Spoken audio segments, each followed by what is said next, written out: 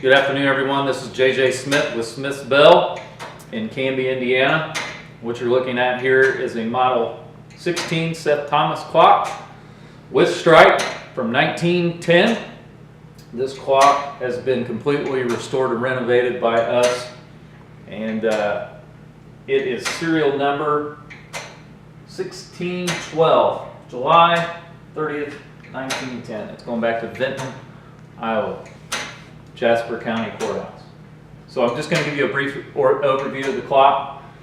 This clock obviously didn't come like this. It was had 100 years of dirt and debris and whatever you can name in a 100-year-old clock that was on it. So we get it back to the shop. We go through everything, make all the parts and pieces that are missing, and this is the end result. This is what you see.